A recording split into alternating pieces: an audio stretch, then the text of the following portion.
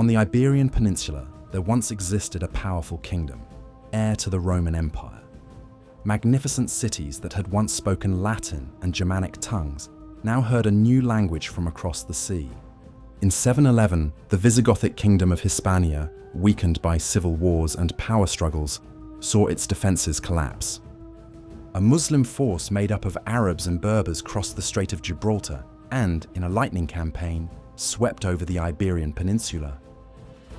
Toledo, the great capital, fell.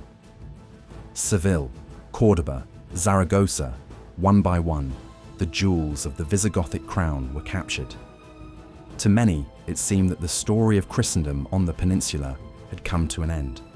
But in the far north of the peninsula, wedged between the storm-tossed sea and the impassable walls of the mountains, a spark of resistance still glowed. A spark that would give birth to a kingdom forged in adversity. A bastion of stone and stubbornness that refused to be extinguished. This is the story of the Kingdom of Asturias, a saga of how a handful of refugees in hiding not only survived, but began a centuries-long journey that would forever change the destinies of Spain, Portugal, and the world. This is the story of the Cradle of the Reconquista. The Kingdom of Asturias made its home in the Cantabrian mountains, knife-sharp peaks that tear the clouds, deep, isolated valleys, dense forests, and a harsh climate. This was no place for large armies marching in formation. It was a natural labyrinth, a fortress built by the earth itself. Here fled Visigothic nobles, clerics, and soldiers who refused to submit to the new rulers. And among them emerged Pelagius. Later chronicles depict him as a Visigothic noble of royal blood, a guardian of the old order. Modern historians debate whether he was in fact a local leader, an Asturian chieftain who already knew those mountains like the back of his hand. The truth probably lies somewhere in between, but what matters is not so much his lineage as what he did. He united the local warriors and the Visigothic refugees under a single banner, that of resistance. The Emirate of Córdoba could not ignore this small pocket of defiance. It sent a force to crush the rebellion, and in 722, in a narrow, winding valley known as Covadonga, the destiny of Spain as we know it was sealed.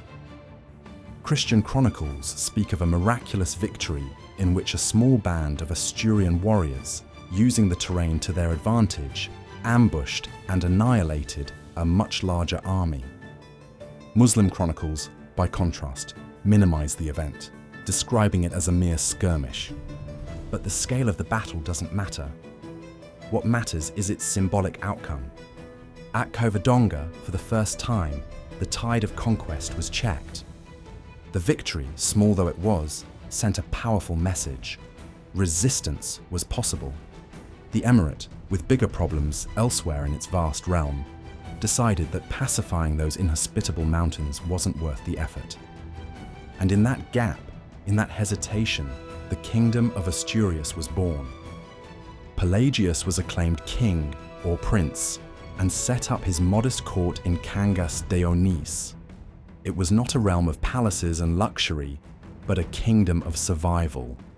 After his death, and the brief, tragic reign of his son Favola, who, legend says, was killed by a bear, power passed to a man who would turn survival into expansion, Alfonso I, the Catholic. Alfonso I, Pelagius's son-in-law, understood that for the kingdom to grow, it needed security. So he launched a series of daring campaigns, not to seize and hold great cities, but to create a no-man's land. He struck the Muslim garrisons in the Douro River Valley, leading the Christians who lived there northward and devastating the region. That brutal tactic created what became known as the Desert of the Douro, a vast, depopulated frontier that served as a protective shield for the Asturian heartland. It was a scorched earth strategy that ensured the kingdom's consolidation. The first century of the Kingdom of Asturias was a constant struggle, marked by battles against external foes and by violent internal power disputes. Kings were assassinated, Nobles rebelled. Yet from this turmoil emerged the figure who would give the realm its definitive identity: Alfonso II, the Chaste. Alfonso II, who reigned an impressive 51 years, from 791 to 842, was the great architect of the Asturian state. He moved the capital from Cangas de Onís to Oviedo, a site more central and strategic. But he did more than move an address. He transformed Oviedo into a royal capital, building palaces, churches, and walls. He wanted Oviedo to be a new Toledo, heir to the lost Visigothic glory. And here we reach one of the most powerful ideas of the entire Iberian Middle Ages, the Neo-Gothic ideology. Alfonso II and his clergy actively promoted the notion that the Kingdom of Asturias was not a new realm, but the legitimate continuation of the Visigothic kingdom. They saw themselves as heirs to a usurped throne, and their fight was not merely for land, but for the restoration of a just Christian order. This ideology gave the Reconquista its legal, moral, and above all, divine justification. They weren't rebels, they were restorers. And as if heaven wished to confirm this divine mission, something extraordinary happened during Alfonso II's reign. In 813, a hermit named Pelagius claimed he had been guided by a star to an ancient tomb in western Galicia. Word reached the king, who travelled to the site. After investigation, the local bishop declared that it was, beyond doubt, the tomb of St. James the Greater, apostle of Jesus. The discovery of the tomb of Santiago de Compostela was a watershed. Suddenly, the small, isolated Kingdom of Asturias possessed one of Christendom's most important relics. St. James became the patron saint of the fight against the Muslims. The battle cry, Santiago y Sierra España, would echo across battlefields for centuries. The Way of St. James was born, drawing pilgrims, knights, merchants, and the attention of all Europe to that forgotten corner of the peninsula. The kingdom gained a spiritual weapon and a direct line of communication with the rest of the Christian world. It was at this time that a unique artistic style flourished, Asturian pre-Romanesque. Monuments such as the Church of San Julián de los Prados in Oviedo, and later under Ramiro I, the jewels of Santa Maria del Naranco and San Miguel de Lillo, bear witness to that era. With their elegant lines, perfect barrel arches, and a sense of strength and permanence, they were the realm proclaiming to the world, "We're here. We build beautiful, lasting things. We are a civilization." With ideological, religious, and cultural foundations firmly in place, the Kingdom of Asturias was ready for its great final act of expansion. This phase was led by its last great monarch, Alfonso III, the Great. Alfonso III, who reigned from 866 to 910, took advantage of weakness and internal conflict in the Emirate of Córdoba to carry the war southward. He led his armies beyond the barrier of the desert of the Douro.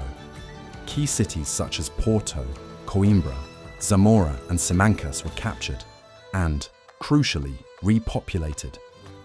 Repopulation was the key. It was no longer about raid and retreat. It was about occupying, building castles, founding communities, and pushing the frontier permanently south. Under Alfonso III, the Kingdom of Asturias reached its greatest territorial extent. He was a warrior king and a patron of culture and history. Under his command, the great chronicles were written that solidified the Neo-Gothic ideology, telling the kingdom's story from Pelagius onward and linking it directly to the Visigothic kings. He was consciously crafting the narrative that would legitimize his realm and inspire future generations. But Alfonso III's very success created a new challenge. The capital, Oviedo, nestled in the mountains, was now far from the active frontier, far from the kingdom's expanding center of gravity. The Douro frontier was where the action was, where opportunities and dangers were greatest. The old capital of resistance no longer served a kingdom of conquest. And so, after Alfonso III's death and a brief succession crisis among his sons, his heir Garcia I made a fateful decision in 924. He moved the court from Oviedo to the city of León. León, set on a strategic plain, was the perfect launchpad for the next phases of the Reconquista southward.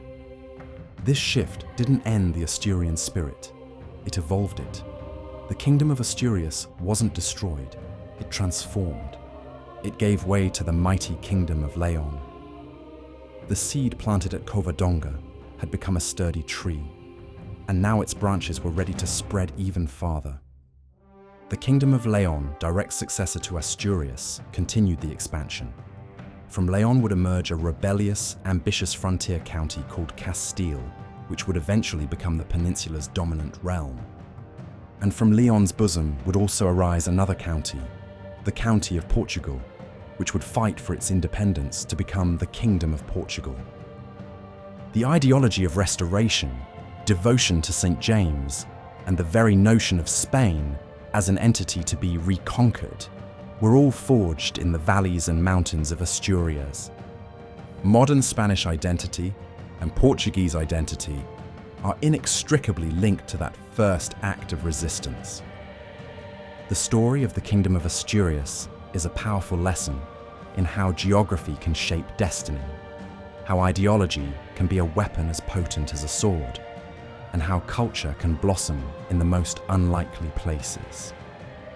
The Kingdom of Asturias lasted about 200 years, 2 centuries that set the stage for the next 700. A small spark that, against all odds, ignited a blaze that redrew the map of Europe. And it all began there, in those green, rain-soaked mountains where the story of Iberian Christendom refused to die.